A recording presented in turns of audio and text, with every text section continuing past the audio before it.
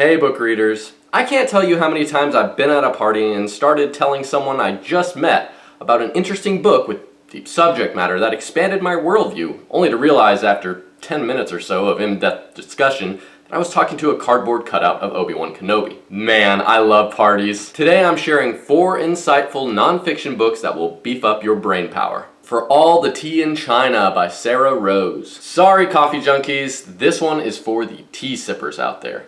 Pinkies up, everyone. The book jacket description of this one is, Robert Fortune was a Scottish gardener, botanist, plant hunter, and industrial spy. In 1848, the East India Company engaged him to make a clandestine trip to the interior of China, forbidden territory for foreigners, so he could steal the closely guarded secrets of tea. For centuries, China had been the world's sole tea manufacturer. Britain purchased this fuel for its empire by trading opium to the Chinese, a poisonous relationship Britain fought 2 destructive wars to sustain. The East India Company had profited lavishly as the middleman, but now it was sinking, having lost its monopoly to trade tea. Its salvation, it thought, was to establish its own plantations in the Himalayas of British India. There were just 2 problems. India had no tea plants worth growing, and the company wouldn't have known what to do with them if it had.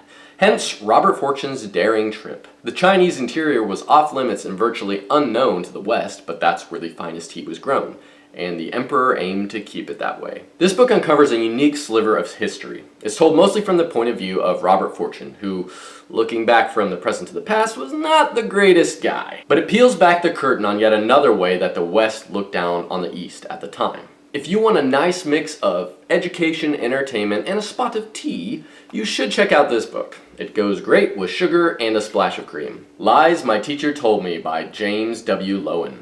Did you love or hate history as a kid? Me, I just remember wrapping my middle school and high school history textbooks in a DIY book jacket that was supposed to make it more durable, I guess. And that's pretty much all I recall from history class. Anyway, the description of this book is, James W. Lowen, a sociology professor and distinguished critic of history education, puts 12 popular textbooks under the microscope, and what he discovers will surprise you. In his opinion, every one of these texts fails to make its subject interesting or memorable. Worse still is the proliferation of blind patriotism, mindless optimism, and misinformation filling the pages. From the truth about Christopher Columbus to the harsh reality of the Vietnam War, Lowen picks apart the lies we've been told. As someone who no longer goes to school, it felt good to learn about what was omitted and why. History is not as black and white as we often see it. This introduces some of those gray areas and dissects them a little further. Sometimes the truth hurts. It makes us uncomfortable or forces us to reevaluate how we view a notable historic figure or a period of time.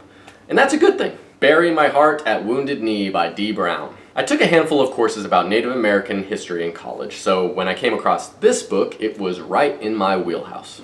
The description is, in this nonfiction account, D. Brown focuses on the betrayals, battles, and massacres suffered by American Indians between 1860 and 1890. He tells of the many tribes and their renowned chiefs, from Geronimo to Red Cloud, Sitting Bull to Crazy Horse, who struggled to combat the destruction of their people and culture. Forcefully written and meticulously researched, Bury My Heart at Wounded Knee inspired a generation to take a second look at how the West was won. Like the book Lies My Teacher Told Me, which I just chatted about, Bury My Heart at Wounded Knee helped me revisit a chunk of history with a more perceptive eye. Just go in knowing what you know, that this book isn't going to end with and they lived happily ever after. It's a dark, depressing overview of European and American interactions with Native Americans. How We Got to Now by Steven Johnson. Want to learn something new or get a fresh perspective on an everyday thing? Want to achieve your dream of making connections like a cop at a corkboard following a conspiracy theory with lines of string? Read this book. Here's the description. Steven Johnson explores the history of innovation over centuries, tracing facets of modern life from their creation by hobbyists, amateurs, and entrepreneurs to their unintended historical consequences. Filled with surprising stories of accidental genius and brilliant mistakes, from the French publisher who invented the phonograph before Edison but forgot to include playback, to the Hollywood movie star who helped invent the technology behind Wi-Fi and Bluetooth.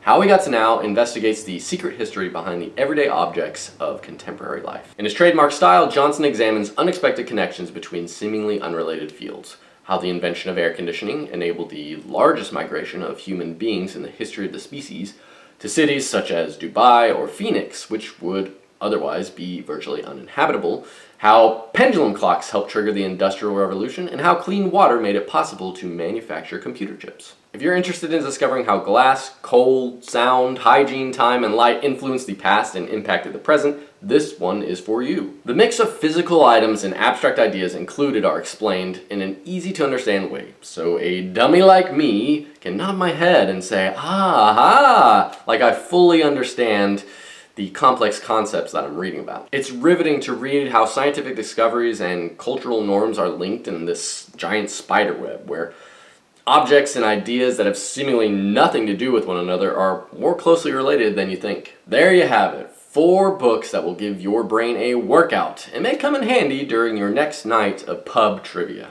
Remember to like and subscribe. Happy reading!